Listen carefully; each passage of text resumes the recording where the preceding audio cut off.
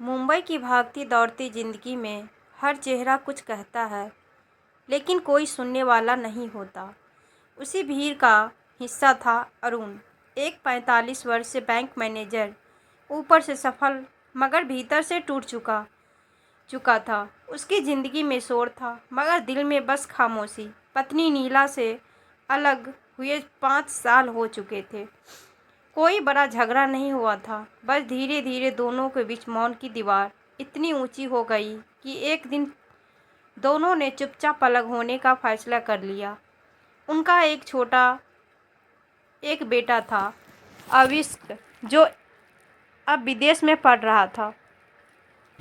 अरुण की रोजमर्रा की जिंदगी अब एक मशीन बन चुकी थी। लेकिन एक दिन दफ्तर से लौटते समय उसकी सोसाइटी से लेटर बॉक्स में एक पुराना पीला पड़ा लिफाफा मिला। बिना किसी प्रेषक के लिफाफा खोलते ही उसकी सांसें रुक गई।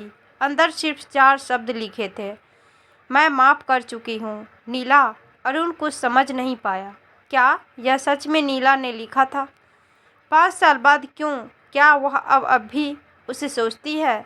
क्या वह अभी उस रात अरुण ने शराब नहीं पी? बहुत सालों बाद उसने खुद से बातें की, यादें लौट आई। नीला की चाय की प्याली, उसके हाथ की बनी खिचड़ी और वो सर्द रातें जब दोनों बिना कहे घंटे बैठे रहते थे। अगले दिन अरुण ने पहली बार स्टोर रूम खोला, जहां नीला के सामान का एक ट्रक रखा था जिसे उसने कभी छुआ भी नहीं था। धूल से सनी पुरानी डायरी मिली, वो नीला की थी। अरुण ने कांपते हाथों से पहला पन्ना खोला। लिखा था, अरुण को मैं कभी समझा नहीं सकी कि मेरा चुप रहना गुस्सा नहीं था, बल्कि डर था, उसे खोने का डर। हर पन्ना एक जिंदा एहसास था, हर शब्द में एक अधूरी पुकार। अरुण की आंखों से आंसू बहने लगे। उसने पहली बार जाना कि नीला की खामोशी में कितनी आवाज़ें थीं जिन्हें उसने कभी सुना ही नहीं। अरुण ने तय किया वो नीला से मिलना चाहता है।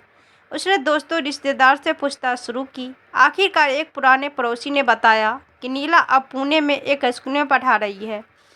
अरुण उसी दिन पुणे के लिए निकल पड़ा। रास्ते में उसके दिल में सिर्फ एक सवाल था, क्या बहुत देर हो चुकी है? स्कूल के बाहर खड़े होकर अरुण की नज़र उस औरत पर पड़ी। सादे कपड़े, बालों में हल्की सफ़ेदी, मगर वही नीला की आंखें, शांत मगर गहरी। नीला ने अरुण को देखा। एक पल को दोनों की नज़रें मिली। कोई गिला नहीं, कोई सवाल नहीं, बस शांति। अरुण ने धीमे स्वर में कहा, तुम्हारा खत मिला और डायरी भी। नीला मुस्कुराई, तुमने पढ़ा? हर शब्द, हर खामोशी। अरुण की आंखें भर आई।